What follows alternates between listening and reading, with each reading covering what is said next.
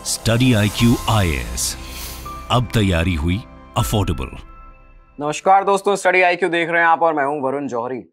देश के भारत के महानगर मुंबई में 2011 में एक मर्डर होता है, एक पत्रकार का, एक जर्नलिस्ट का मर्डर हुआ और इसमें नाम आया एक दूसरी जर्नलिस्ट का। दोनों ही बहुत जाने माने क्राइम रिपोर्टर्स थे, क्राइम की बीट जो थी उसको कवर करते थे। और इस पूरे हत्याकांड के तार जाके जुड़ते हैं दुबई में बैठे एक डॉन के साथ में, जो उस समय पूरा मुंबई अंडरवर्ल्ड चला रहा था। पूरा जो मुंबई का अंडरवर्ल्ड है उसका एक बहुत ही बड़ा चेहरा। वहां पे जाके जब अंडरवर्ल्ड के साथ इसके तार जुड़े तो इस केस ने कुछ ऐसी करवटें ली जो आज हम आपको बताने वाले हैं। हाल ही में इस पूरे मामले के ऊपर, इस केस के ऊपर एक सीरीज बनी है नेटफ्लिक्स की जिसका नाम है स्कूप। लेकिन जैसा कि आपको पता है, जितनी भी फिल्में अंडरवर्ल्ड के ऊपर बनती हैं, जितनी भी सीरीज आती हैं, बहुत ही अलग होती है जो रियलिटी में दुनिया होती है अंडरवर्ल्ड की, क्राइम की। तो इसी के तहत हम आपको आज इसमें पूरा एक केस किस तरह से चला था शुरुआत से लेकर अंत तक पूरी तरह से आपको यहाँ पर बताने वाले हैं। साफ क्लियर इमेज आपके सामने इस पूरे केस की आज हो जाएगी। ये केस था जे.डे हत्याकांड, ज्योतिर्मय डे हत्याकांड। तो शुरुआत करते हैं।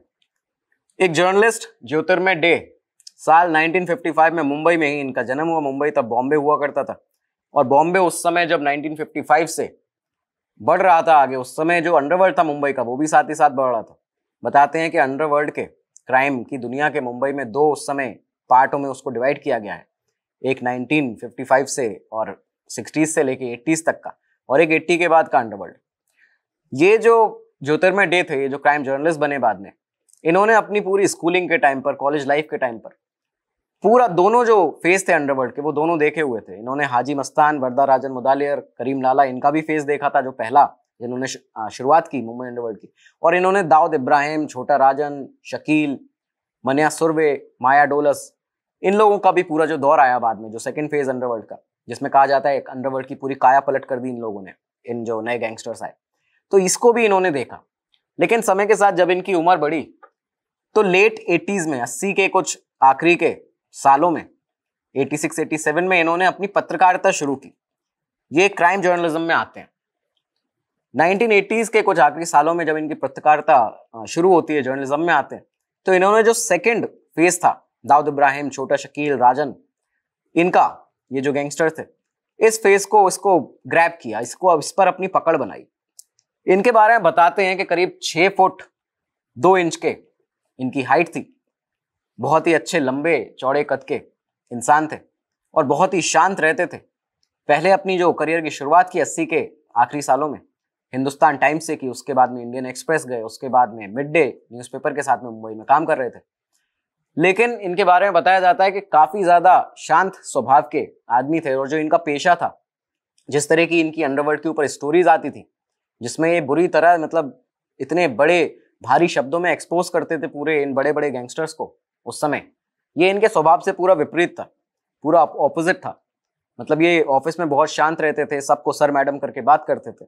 इनके जो साथ के लोग हैं वो बताते हैं कि हमेशा इनका एक सीक्रेटिव नेचर रहता था, कभी भी अपनी चीजें किसी को नहीं बताना। हालांकि यहाँ तक ये भी बताते हैं कि इनकी जो वाइफ थी, जो इनकी फैमिली थी, वो खुद एक पत्रकार थी, लेकिन मीडिया इंडस्ट्री के अंदर इनके ऑफिस के लोगों तक को नहीं पता था इनकी वाइफ के नाम के बारे में, इनकी वाइफ के बारे में। इतने ज्यादा सीक्रेटिव इंसान थे। हमेशा से जब भी ऑफिस आते थे, इनके जो एडिटर्स थे वो बताते हैं कि हमेशा जब ऑफिस आते थे तो इनके पास ये कभी ये नहीं होता था कि आज कौन सी स्टोरी करनी है या इन्हें कोई स्टोरी देगा। इनके पास पहले से हमेशा एक स्कूप रहता था, एक स्टोरी रहती थी जो ये करने वाले होते थे और सीधे आके बताते थे कि इसको छाप दो, ये चला दो। उस दौरान इन्होंने 80 के आखिरी जो सालों में जब अपना जर्नलिज्म शुरू किया, इसके बाद इन्होंने काफी सारी, साल 2000 तक, उसके बाद 2010 तक काफी सारी ऐसी स्टोरीज करी जो हिट रही। मतलब पूरे क्राइम जर्नलिज्म में इनकी स्टोरीज को एक माइलस्टोन की तरह देखा जाता था कि इस तरह की स्टोरीज करनी है। जब कोई नया क्राइम जर्नलिस्ट आता है तो वो ये देखता था कि ज्योतिर्मय डे, जे.डे के जैसे हमें स्टोरीज करनी है, उनकी जैसी पत्रकारिता करनी है। कई ऐसी स्टोरीज इन्होंने की उस समय के पुलिस के, मुंबई पुलिस के और अंडरवर्ल्ड के रिलेशंस के बारे में। महाराष्ट्र के जो पॉलिटिशियंस हैं, जो देश भर में पॉलिटिशियन है, उनके और अंडरवर्ल्ड के रिश्तों के बारे में बताया। कई सारे तेल माफिया, ऑयल माफिया जो मुंबई में है, उसके बाद बिल्डर्स, उनको एक्सपोज किया। तो बहुत कोर हार्डकोर जर्नलिज्म जिसे कहते हैं ये करते थे। अब लगातार ये सब इनका चलता है 2010 तक, लेकिन इसके बाद साल 2011 आता है। साल 2011 56 साल के ज्योतिर्मय डे घाटकोपर में अपनी मां से मिलकर आ रहे थे। ये दिन था शनिवार का और दोपहर का समय था। 11 जून 2011 अपनी मां से मिलकर घाटकोपर से आ रहे थे वापस, मोटरसाइकिल पर थे। जैसे ही इनकी जो मोटरसाइकिल थी वो पहुंचती है मुंबई में पवई में हीरानंदानी कॉम्प्लेक्स के पास। वहां पर एक बिल्डिंग है डी-मार्ट की। जैसे ही इनकी मोटरसाइकिल वहां पहुंची, पीछे से इनका पीछा कर रहे 4 बदमाशों ने, 4 लोगों ने इनके ऊपर 5 गोलियां फायर कर दी। इनकी पीठ के बल ये गिरे और इनकी पीठ पे लगातार वो बदमाश जो थे वो फायरिंग कर रहे थे। 5 गोलियां इसमें इन्हें लगती हैं। 4 गोली इनके लेफ्ट साइड चेस्ट में लगी, मतलब इनके जो हार्ट का हिस्सा था, हार्ट का एरिया था इस साइड, यहाँ पे लगती है। 1 गोली शोल्डर में लगती है, कंधे पर लगती है। और इस बीच ये जो इनका पॉकेट में इनके ऊपर रखा हुआ फोन था वो भी डैमेज हो जाता है, उसमें भी गोली लग जाती है। हीरानंदानी हॉस्पिटल इनको इसके बाद ले जाया जाता है ज्योतिर्मय डे को, लेकिन वहां पे इन्हें मृत घोषित किया जाता है, इनकी मौत हो जाती है। अब ये जब होता है पूरा इंसिडेंट, इसके बाद पूरा जो मीडिया जगत था वो सदमे में आ गया, शॉक रह गए सब।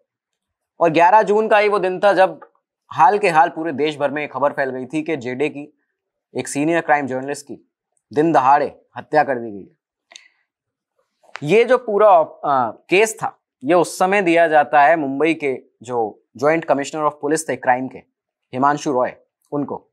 हिमांशु रॉय के पास ये पूरा केस था। पुलिस यहाँ पे पहुंची, पूरी लोकेशन को सीज किया, कैमरास लगे थे जो डी-मार्ट के वो आइडेंटिफाई किए, वहां से सीसीटीवी फुटेज निकालने के लिए ऑर्डर्स दिए। इसके बाद में इनका जो मोबाइल फोन था उसको रिकवरी के लिए भेजा। उसकी सिम रिकवर उसमें से हो सकती थी क्योंकि फोन तो डैमेज हो गया था, लेकिन सिम को रिकवर किया जा सकता था। इसके बाद 2 दिन बाद ही इस मर्डर के पुलिस ने 3 लोगों को यहाँ पे अरेस्ट किया। लेकिन ये जो अरेस्ट था ये एक ब्लाइंड शॉट था पुलिस का, मुंबई पुलिस का, क्योंकि इन तीनों लोगों को अगले ही दिन छोड़ भी दिया गया। इनका इसमें कुछ रिलेशन था नहीं इस मर्डर से। तो ये सब चलता है, 1 हफ्ता पूरा निकलता है इस तरह से। और 1 हफ्ते में मुंबई पुलिस के पास कोई भी लीड नहीं थी इस पूरे इतने बड़े हत्याकांड में। एक डे लाइट मर्डर के अंदर कोई भी लीड उस समय मुंबई पुलिस के पास नहीं थी। लेकिन दबिश जो थी वो लगातार मुंबई पुलिस अलग अलग जगह ठिकानों पर अंडरवर्ल्ड के लोगों के, शार्प शूटर्स के, इनके ऊपर लगातार दबिश दे रही थी। अब इस बीच होता क्या है इसी 1 हफ्ते में कि मुंबई पुलिस के कंट्रोल रूम में एक फोन आता है शाम के करीब 6 बजे। एक अनआइडेंटिफाइड कॉलर था, अननोन नंबर से कहीं से बाहर से फोन आया था। जब देखा गया तो इसमें पता चलता है कि ये जो कॉलर था वो सामने से कहता है कि ये जो हत्याकांड हुआ है जेडे का, ये इंडियन मुजाहिदीन के, IAM के आतंकवादी जो संगठन है उसके लोगों ने करवाया है। कश्मीर से शूटर्स भेजे गए थे और इसके बाद इनको यहाँ पे मार के शूटर्स यहाँ से निकल गए अपना काम पूरा करके। ये सब चीजें लगातार चलती हैं। इसके बाद पुलिस ने इस कॉल को ट्रेस किया तो यमन का इसका नंबर निकला कि यमन से ये कॉल आया है, लेकिन इसका कोई लीड ये एक तरह से थी नहीं, क्योंकि मुंबई पुलिस को ये पता था कि ये यहाँ से काम नहीं है, इसमें आगे उन्हें कुछ मिलता नहीं इन्वेस्टिगेट करने पर। ये एक फर्जी कॉल था एक तरह से। तो इसके बाद ये पूरा जो जून का महीना था, करीबन 11 जून को इनको मारा गया है, ये पूरा जून का महीना पूरा निकल जाता है। जुलाई आता है। अब जो सीसीटीवी फुटेज तो जो थे, जो डी-मार्ट पर लगे थे सीसीटीवी, उनमें से एक फुटेज निकल के सामने आती है, सीसीटीवी का फुटेज आता है। उसमें देखा जाता है कि 2 मोटरसाइकिल पर 4 बदमाश हैं और उनके पीछे एक क्वालिस, एक गाड़ी जीप भी आ रही है।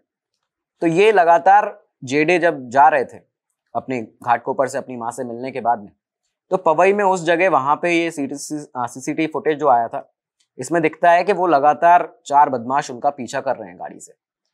अब ये जो फुटेज थी ये बहुत ज्यादा कम, लो क्वालिटी की थी, तो इसमें ना गाड़ी का कुछ नंबर दिख रहा था, ना ही किसी की शक्ल दिख रही थी, फेस दिख रहा था। तो इसके लिए मुंबई पुलिस ने उस समय यूएस में एक टेक्नोलॉजी फर्म थी उससे कंसल्ट किया, उससे बातचीत की, इसकी जो क्वालिटी है उसको एनहांस करने के लिए, उसको बढ़ाने के लिए। लेकिन ये सब लगातार चलता है। ये इसमें ये साफ तौर पर दिख रहा था कि उनका पीछा किया जा रहा है, लेकिन जहां पे मर्डर हुआ है उस जगह का सीसीटीवी फुटेज पुलिस के पास नहीं था। अब इस बीच क्योंकि दबिश लगातार जो चल रही थी और जुलाई आ चुका था, तो मर्डर के 2 हफ्ते बाद, 2 हफ्ते जब निकल गए, तीसरे हफ्ते में 7 लोगों को अरेस्ट किया जाता है। मुंबई पुलिस ने भारत में अलग अलग लोकेशन से 7 लोगों को अरेस्ट किया और इन 7 का जो कनेक्शन था वो निकलता है अंडरवर्ल्ड डॉन छोटा राजन के गैंग से। छोटा राजन से इनका कनेक्शन था। इन 7 लोगों को अरेस्ट किया, इसके बाद इनसे पूछताछ की गई। अब जब इनसे पूछताछ होती है तो उसमें सामने आते हैं इनके नाम और इसके बाद इन्होंने किस तरह से इस मर्डर को अंजाम दिया था। वो इन्होंने बताया कि 11 जून 2011 जिस दिन जेडे को मारा गया है, अरुण डाके नाम का एक लड़का छोटा राजन गैंग का, वो गाड़ी चला रहा था, वो मोटरसाइकिल चला रहा था जिससे वो पीछा कर रहे थे जेडे का। उन्होंने इनका पीछा करना शुरू किया, वो गाड़ी चला रहा था, उसके पीछे बैठा था एक सतीश कालिया नाम का शार्प शूटर। इसी के साथ पीछे और 2 गाड़ियों पे, 2 मोटरसाइकिल पे, बाइक्स पे 4 और शूटर्स छोटा राजन गैंग के वो बैठे हुए थे और इनको पूरा फॉलो कर रही थी। इनके साथ में एक जो आदमी बैठा हुआ था पीछे गाड़ी में, वो अपनी क्वालिस में, जीप में इनके साथ चल रहा था।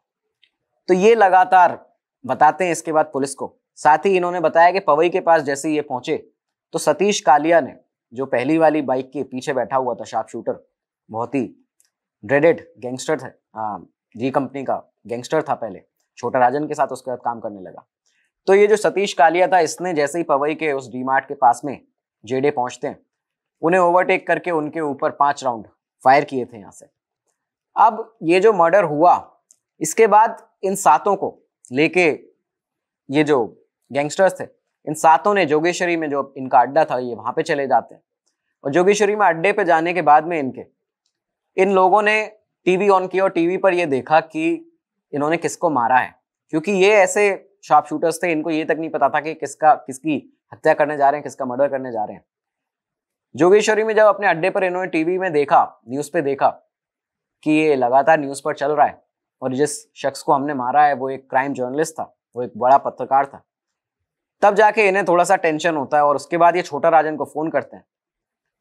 छोटा राजन से जब ये कहते हैं कि ये तो बड़ा सीरियस मैटर बन सकता है, तो इसके बाद छोटा राजन ने इन्हें कहा कि परेशान मत हो और कुछ दिनों के लिए अंडरग्राउंड हो जाओ।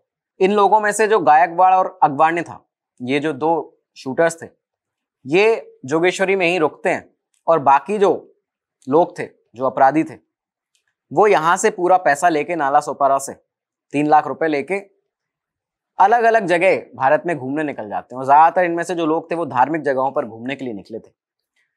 लेकिन अब जब पुलिस ने दबिश दी, जब ये मर्डर हो गया, इसके बाद ये करीबन 10 दिन तक ये घूमते रहे, 10-12 दिन तक।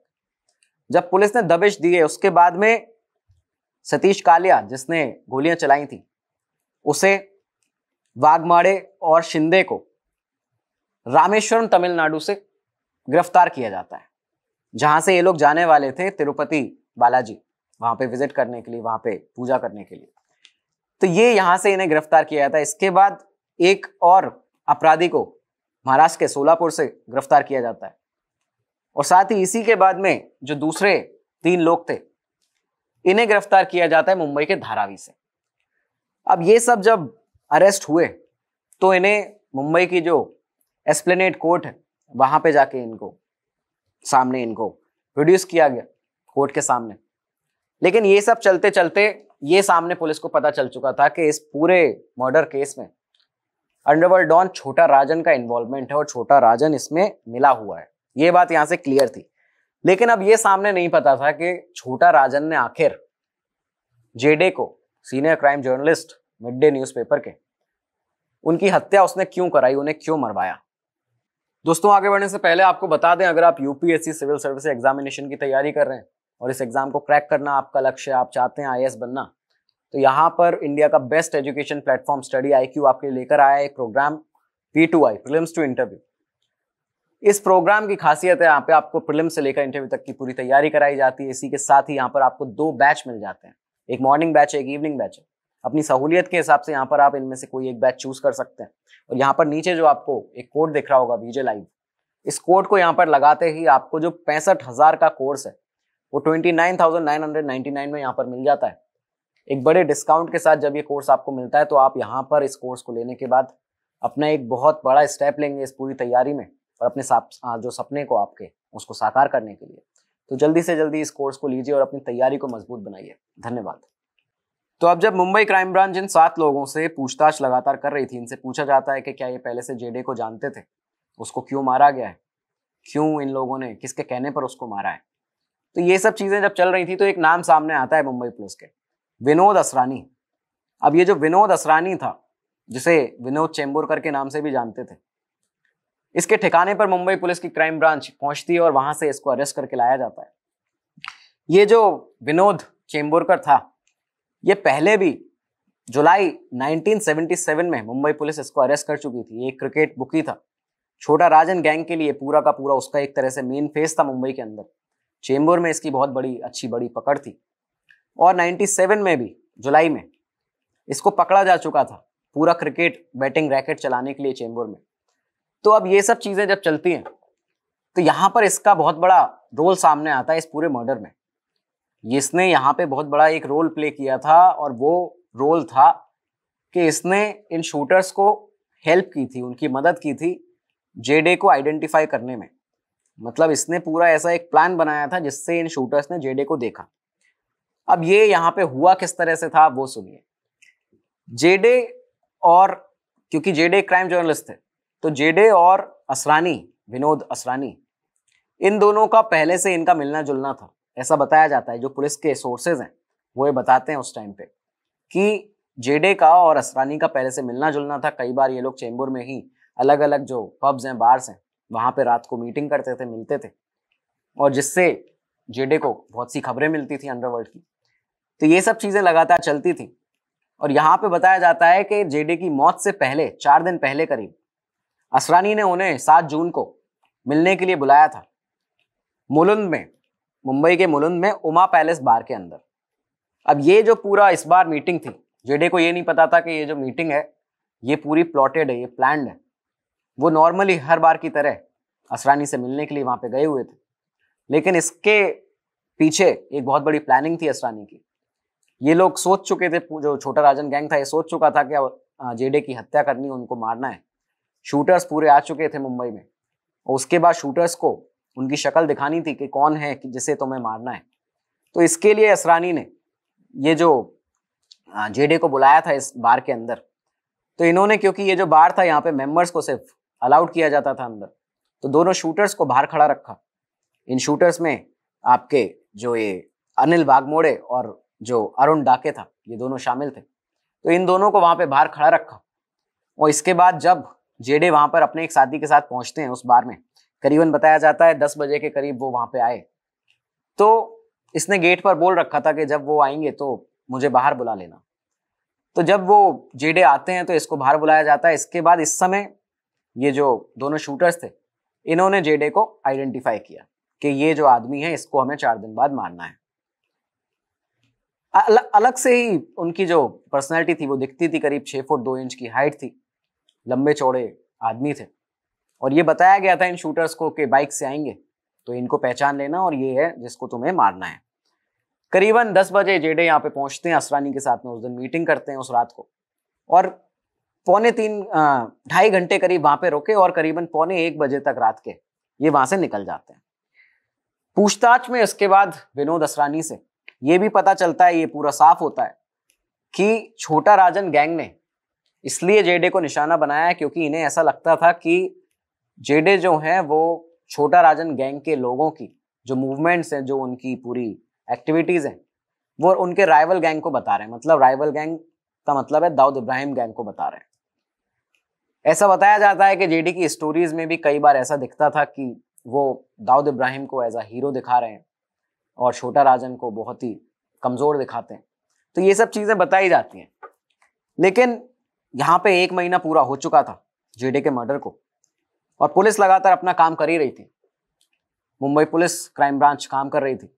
लेकिन इसी के साथ में जुलाई के करीब 15-16 जुलाई की आसपास की बात है 2011, जो प्रेस क्लब था मुंबई का, उसने पिटीशंस डालना शुरू कर दिया कोर्ट में और इसके बाद ये डिमांड करना शुरू कर दिया कि ये जो मुंबई पुलिस है, क्राइम ब्रांच है, इससे पूरा केस लेने के बाद में ये केस, ये जो सीबीआई इंक्वायरी इस केस में होनी चाहिए। तो मुंबई पुलिस से इस केस को ले लिया जाए और सीबीआई इंक्वायरी इस केस में पूरी अब होनी चाहिए। ये यहाँ पे डिमांड उठने लगी लेकिन यहाँ पे जो स्टेट गवर्नमेंट थी उस समय महाराष्ट्र की, उसने अपनी पुलिस को बहुत ज्यादा सपोर्ट किया।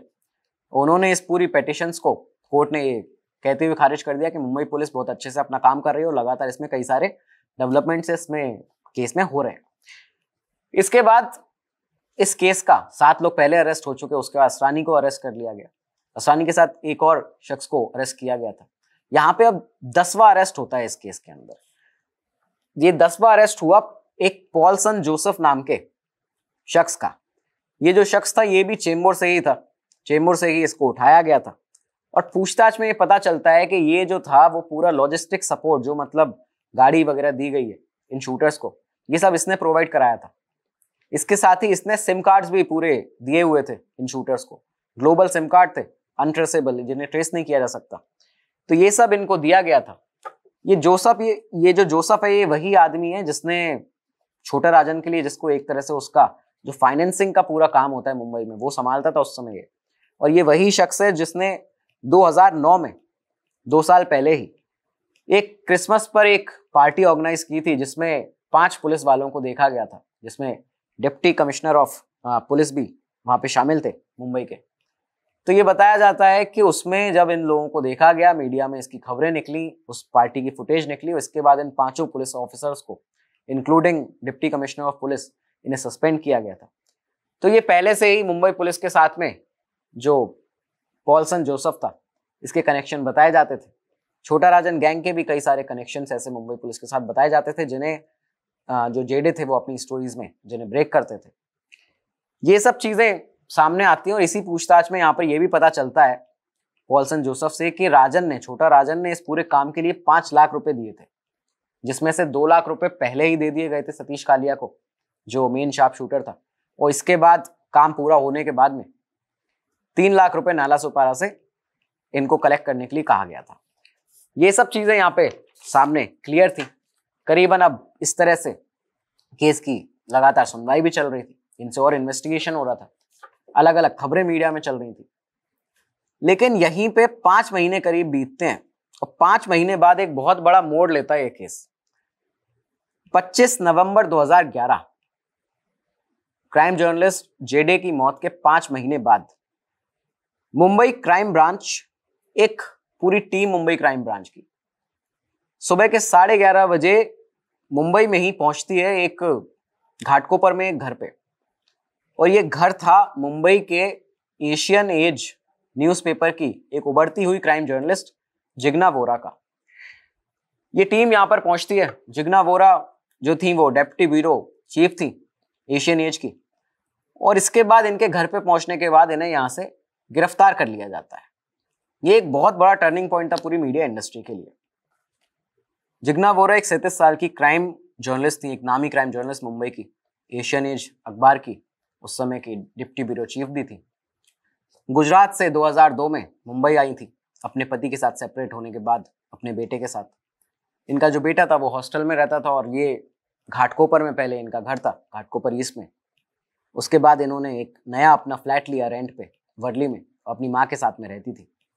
तो अब ये यहाँ पे बताया जाता है कि करीबन 2 हफ्ते पहले जेडे की डेथ के जिग्ना वोरा ने एक इंटरव्यू किया था छोटा राजन का, और इसमें उन्होंने लिखा था उस अखबार में कि राजन ने खुद एशियन एज को अखबार को फोन किया है और उसके बाद अपना इंटरव्यू दिया है। तो ये चीज यहाँ पे सामने आती है कि 26 मई को, मतलब ये जो 2 हफ्ते पहले जेडे की मौत से, इन्होंने छोटा राजन का इंटरव्यू किया हुआ है और जेडे की मौत में छोटा राजन का ही नाम आ रहा है। तो ये सब इस तरह से इनके ऊपर उंगलियां उठना शुरू हो जाती हैं। उस समय मीडिया लगातार खबरें छाप ही रहा था। साथ ही ये भी बताया जाता है कि इन्होंने जेडे की मौत के बाद एक बहुत ही अलग, बाकियों से बहुत एक अलग आर्टिकल लिखा था जो इनके अखबार में पब्लिश हुआ था। और इस आर्टिकल की हेडलाइन थी, did UK Indian drug Lord ordered day hit. मतलब इन्होंने एक बाहर देश में बैठे एक ड्रग माफिया के ऊपर सवाल खड़े किए थे, वो उसका नाम बिना लिए, और ये कहा था कि क्या उसने जेडे को मरवाया है यहाँ पे। तो ये इस तरह का आर्टिकल था जो उस समय न्यूज में नहीं आ रहा था। लोग लगातार जो कयास लगा रहे थे वो छोटा राजन पर सवाल उठा रहे थे, या इस तरह के भी सवाल उठ रहे थे कि किसी दूसरे जर्नलिस्ट ने ही राइवलरी में तो नहीं मरवा दिया है जेडे को। तो ये चीजें चल रही थी, लेकिन यहाँ पे एक बड़ी क्राइम जर्नलिस्ट के अखबार में से एक ऐसा आर्टिकल सामने निकलना सबको चौंका रहा था। तो ये चीजें भी चलती हैं। इसी बीच अब मुंबई पुलिस ने जिग्ना के घर की तलाशी लेना शुरू किया, उनके लैपटॉप को सीज किया, और इसके बाद मुंबई पुलिस ने ये बताया कि जिग्ना वोरा ने छोटा राजन को उकसाया था जेडे को मारने के लिए, और साथ ही उनकी जो नंबर प्लेट थी उनकी मोटरसाइकिल की, उनकी बाइक की, उसका नंबर भी उन्हें बताया था छोटा राजन को। ये सब चीजें सामने आती हैं और मुंबई पुलिस के पास इसके बहुत सारे इस तरह के एविडेंस मुंबई पुलिस ने उस समय बताए कि सोर्सेस जो मुंबई पुलिस के वो ये बताते हैं कि कई सारे ऐसे जर्नलिस्ट इस बीच में जेडे की मौत के बाद मुंबई पुलिस क्राइम ब्रांच के पास में पहुंचे थे और उन्होंने बताया था कि जिग्ना वोरा और जेडे का एक राइवलरी बहुत समय से चली आ रही है, इनके बीच में दुश्मनी है। और ये दुश्मनी थी इसलिए कि जिग्ना वोरा का एक सोर्स हुआ करता था छोटा राजन गैंग का, जो फरीद तनाशा नाम का एक शख्स था। फरीद तनाशा एक बहुत ही बड़ा गैंगस्टर था छोटा राजन गैंग का, और ये जिग्ना वोरा का सोर्स हुआ करता था। लेकिन इसी बीच में ये जो साल था 2011, जेडे एक बुक के ऊपर काम कर रहे थे और इस बुक के लिए उन्हें इस सोर्स की जरूरत थी, तो इन्होंने फरीद तनाशा से मिलना जुलना शुरू कर दिया था। तो अब जब ये जिग्ना वोरा के सोर्स से मिल रहे थे, ये उनको पसंद नहीं आया वोरा को, और इसी के साथ इन्होंने ये जो जेडे थे इनसे कई बार मना भी किया था कि आप मेरे सोर्स से दूर रहिए, इसको अप्रोच मत कीजिए। तो ये सब चीजें इन जर्नलिस्ट ने पुलिस को बताई आके। साथ ही इन्होंने ये भी बताया, उनमें से कुछ जर्नलिस्ट ने, कि ये जो जिग्ना वोरा थी इनके बहुत सारे ऐसे मैसेजेस थे जो जेडे ने हमें दिखाए थे कि उनके थ्रेटनिंग मैसेज उनको आते थे। इस तरह की चीजें यहाँ पर बताई जाती हैं।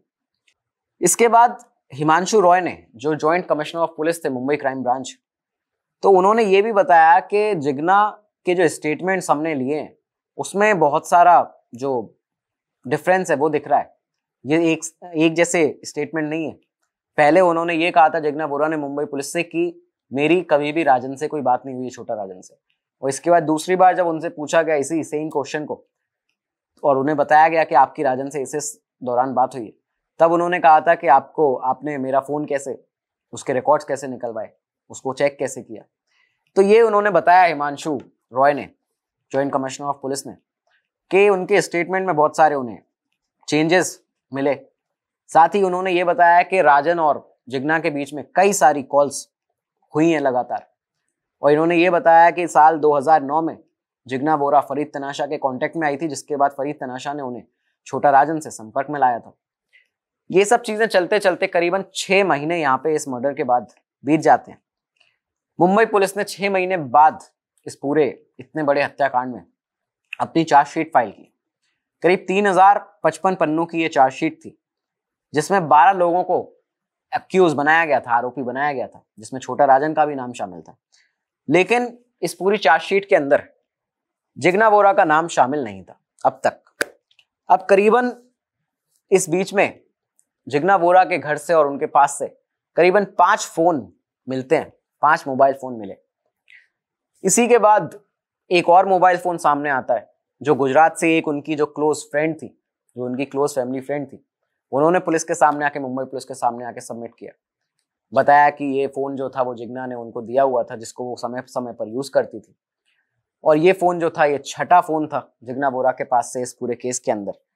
तो ये सब चीजें यहाँ पे बताई जाती हैं। क्राइम ब्रांच ने इसके बाद, ये जो मुंबई पुलिस थी, इसने ये भी एविडेंस बताया कि 19 मई 2011 को जेडे ने एक आर्टिकल जो लिखा था दाऊद इब्राहिम के ऊपर कि वो पाकिस्तान छोड़कर चला गया है, इसी के बाद 6 दिन बाद ही, एक हफ्ते के अंदर ही, जिग्ना वोरा ने 26 मई को एक आर्टिकल लिखा था जो उनका पब्लिश हुआ था, जिसमें उन्होंने छोटा राजन से बातचीत की और उसके बाद उससे डिस्कस किया दाऊद के बारे में, और फिर उन्होंने जेडे का जो आर्टिकल था उसको क्रॉस करते हुए अपने अखबार में ये छापा कि दाऊद इब्राहिम कहीं नहीं गया, दाऊद इब्राहिम पाकिस्तान में ही है। तो ये सब चीजें हिमांशु रॉय ने यहाँ पे बताई। साथ में उन्होंने ये भी बताया कि ये जो कॉल रिकॉर्ड्स हैं जिग्ना वोरा और छोटा राजन के बीच के, ये अप्रैल, मई और जून 2011 के हैं। मतलब लगातार 3 इन महीनों से लगातार इन दोनों की बातचीत हो रही थी। जून के भी अर्ली जो कुछ डेज थे, जो पहले के कुछ हफ्ते थे, पहले का हफ्ता था, उसमें बातचीत का बताया गया। ये भी कहा गया कि ये जो डे ने जो आर्टिकल लिखे थे दो, एक लिखा था उन्होंने 31 मई को और एक लिखा था 2 जून को। मुंबई पुलिस ने, हिमांशु रॉय ने कहा कि ये दोनों आर्टिकल ही थे जो उनकी मौत का कारण बने, जेडे की, क्योंकि साथ में उनका ये कहना था कि ये दोनों आर्टिकल जिग्ना ने ईमेल के थ्रू छोटा राजन को भेजे हैं और जिसमें उन्होंने पॉइंट आउट किया है कि ये आपके बारे में इस तरह से गलत छाप रहे हैं लगातार, जिसके बाद छोटा राजन को गुस्सा आया और उसने ये पूरा शूट आउट करवाया। लेकिन यहां पे जब ये सब चीजें सामने आती हैं तो यही वो समय था जब मुंबई पुलिस ने जिग्ना वोरा के ऊपर भी एक सप्लीमेंट्री चार्जशीट यहाँ पे फाइल की, और ये सप्लीमेंट्री चार्जशीट इनके ऊपर फाइल की जाती है मकोका के अंडर। अब इन पर यहाँ पर मकोका लगाया गया था और ये बताया गया था कि इनका इस पूरे मर्डर में, जेडे हत्याकांड में बहुत बड़ा रोल है। इस तरह से 1 साल पूरा निकलता है और 2012 आता है, और जून 2012 में मुंबई पुलिस ने एशियन एज अखबार की, जिसमें Jigna Vora as a deputy bureau chief काम करती थी, उनको, उनके जो एचआर डिपार्टमेंट के लोग थे, उनको पूछताछ के लिए बुलाया। और इस पूछताछ में यहाँ पर सामने ये आता है कि जिग्ना वोरा ने जेडे के मर्डर के कुछ ही दिन पहले लीव के लिए अप्लाई किया था। पूरी 1 हफ्ते की उन्होंने छुट्टी ली थी और सिक्किम जाने के लिए उन्होंने छुट्टी ली हुई थी। तो यहाँ पे बताया जाता है, एचआर डिपार्टमेंट ने जो बताया मुंबई पुलिस को, कि इस लीव के लिए एचआर डिपार्टमेंट ने सैंक्शन नहीं किया था, इस लीव को अप्रूव नहीं किया था, लेकिन इसके बावजूद जिग्ना वोरा यहाँ से सिक्किम चली गई थी 1 हफ्ते के लिए। यहाँ पर मुंबई पुलिस ने इसमें यह माना कि जिग्ना वोरा जो है वो जिस दिन इनका शूट आउट हुआ है जेडे का, जिस दिन उन्हें मारा गया है, उस दिन मुंबई में सिटी में रहना नहीं चाहती थी, वहां से दूर रहना चाहती थी। इस तरह की चीजें सामने आती हैं। इसी के साथ यहाँ पे मुंबई पुलिस ने एक सेकंड सप्लीमेंट्री चार्जशीट जिग्ना पर फाइल की जून 2012 में ही। करीब इस बीच 25 नवंबर से जिग्ना वोरा लगातार, 25 नवंबर 2011 से लगातार जेल में थी। 9 महीने करीबन बीतते हैं। अगस्त 2012 आता है और अगस्त 2012 में जिग्ना वोरा को बेल दी जाती है। बायकला जेल से उन्हें यहाँ पे बेल मिलती है। अब जब बेल मिली तो ये रीजन बताए गए थे कि एक तो वो, क्योंकि जो उनका स्टेटस, सिंगल मदर का स्टेटस है, उसको देखते हुए, उनके जो पास्ट पुराने जो रिकॉर्ड्स हैं वो क्लीन है एकदम, इसको देखते हुए उन्हें यहाँ पे बेल दी गई थी। लेकिन ये ट्रायल लगातार चलता रहा। ये ट्रायल चलता है, साल बीतते गए, करीबन 3 साल बीतते हैं। 2015 आता है। 2015 के अप्रैल में विनोद असरानी जो था, जो एक मेन कॉन्स्पिरेटर, जिसने आइडेंटिफाई कराया था शूटर्स को, जेडे का फेस, जेडे को पहचानने में शूटर्स की मदद की थी, विनोद असरानी की अप्रैल 2015 में लीवर में कुछ बीमारी होने के चलते मौत हो जाती है।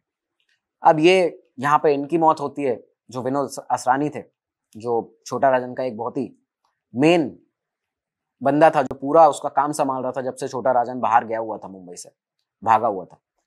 लेकिन यहाँ पे 2015 ये वही साल था जब अक्टूबर में छोटा राजन को इतने सालों बाद उसके जाने के भारत लाया जाता है। यहाँ पर छोटा राजन इस बार भारत आने वाला था।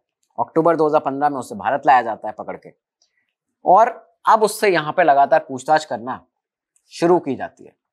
जब छोटा राजन को पकड़ के भारत लाया गया, इसके बाद ये जो पूरा केस था, क्योंकि 3 साल इसमें निकल चुके थे, करीबन 4 साल हो चुके थे इस केस को। 2011 का एक केस है, 2015 आ चुका था।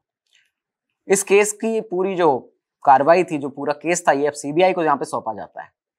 सीबीआई यहाँ पे इसके बाद छोटा राजन के कई सारे वॉइस सैंपल्स लेती है, कॉल रिकॉर्डिंग से चेक करती है, उसके बाद में डायरेक्ट राजन से पूछताछ यहाँ पे की जाती है। तब छोटा राजन ने ये पूरी बात यहाँ पे बताई सीबीआई को कि जेडे का जो मर्डर है वो उसने करवाया था, और वो इसलिए करवाया था क्योंकि जो उनके आर्टिकल्स थे, जो उनकी बुक्स थी, जो उन्होंने लिखी थी ज्योतिर्मय डे ने, वो उसे पसंद नहीं थी। उसे ये लगता था कि उन बुक्स के अंदर उसको बहुत छोटा, बहुत ही कमजोर दिखाते हैं हर बार जेडे, और ये इंटेंशनली यहाँ पे कर रहे हैं।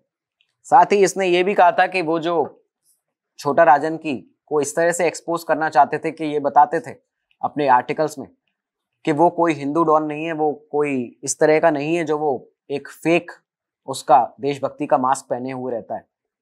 तो इस तरह की वो अपनी बातें करते थे आर्टिकल्स में, इस वजह से उसको उनसे दुश्मनी थी, खुन्नस थी। और साथ ही उसने ये भी बताया कि एक जो वो सीरीज चला रहे थे 20 गैंगस्टर्स की, 20 क्रिमिनल्स की, वो उसमें उनका नाम उसने जेडे ने डाल दिया था, छोटा राजन का। और इस सीरीज का जो नाम था वो उसे पसंद नहीं था। इस सीरीज का नाम था ये जो चिंदी रैग्स टू रिचेस। ये जो चिंदी वर्ड था ये उसको बहुत ज्यादा खटक चुका था, जिसके बाद उसने ये सब पूरा हत्याकांड कराया है जेडे का। ये पूरा इस केस में राजन ने बताया। लेकिन आप यहाँ पर ये देखिए, राजन ने कहीं भी इस पूरे केस में सुनवाई के अपनी इन्वेस्टिगेशन के दौरान सीबीआई के सामने जिग्ना बोरा का कहीं भी नाम नहीं लिया। जिग्ना बोरा को कहीं भी उसने मेंशन नहीं किया इसमें। उसने बताया कि वो जो लिखते थे, वो जो आर्टिकल छापते थे, न्यूज छापते थे, वो उसे पसंद नहीं थी, जिस तरह से उसको पोर्ट्रे किया जा रहा था। इसी के बाद 3 साल और निकलते हैं। 2015 के बाद 2018 आता है और करीबन ये अब 7 साल हो चुके हैं। 2011 में जेडे का मर्डर हुआ, 7 साल बीत गए और 7 साल बाद 2018 में मई के महीने में जिग्ना बोरा को जितने उनके ऊपर चार्जेस लगे थे उन चार्जेस से बरी किया जाता है। वो सारे चार्जेस उनके ऊपर से हटाए जाते हैं। जब ये कोर्ट में सुनाया गया फैसला तो जिग्ना बोरा बुरी तरह से बहुत ज्यादा इमोशनल हो गई, वहां पे वो रोने लगी।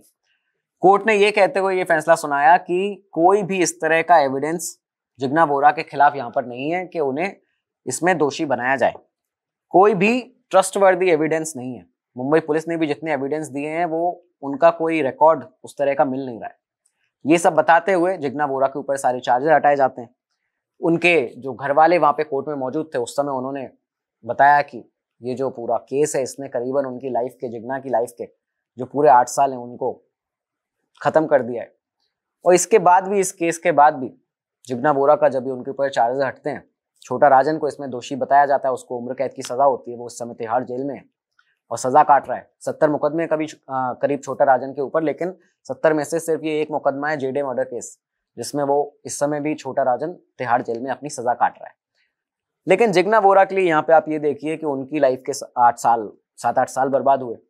इसके बाद उनका जो जर्नलिस्टिक करियर था, जो जर्नलिज्म में उनका करियर था, वो कभी भी उसको पूरा नहीं कर पाए, उसको कंटिन्यू, वो उनका कंटिन्यू नहीं हो पाया। और उनके घर में भी बताते हैं कि जो पहले का माहौल था, जो पहले वो जिस तरह से उनका घर में रहते थे, एक हंसी खुशी का माहौल था, वो सब पूरी तरह से खत्म हो गया। तो ये था हमारा आज का एपिसोड। नेटफ्लिक्स की एक जो सीरीज आई है स्कूप, उसमें भी इस केस के बारे में बताया गया है। लेकिन हमने आपको इस केस के बारे में पूरा किस तरह से क्या हुआ है शुरुआत से लेकर अंत तक वो सब बता दिया है। ये था जेडे मर्डर केस, जिसमें एक जर्नलिस्ट की मौत होती है, उसमें एक दूसरे जर्नलिस्ट को आरोपी बताया जाता है। इसके तार पूरे जुड़ते हैं अंडरवर्ल्ड के साथ में। दोस्तों, ये जो क्राइम जर्नलिज्म होता है, ये जो क्राइम जर्नलिस्ट होते हैं, इनका काम बहुत ज्यादा रिस्की रहता है।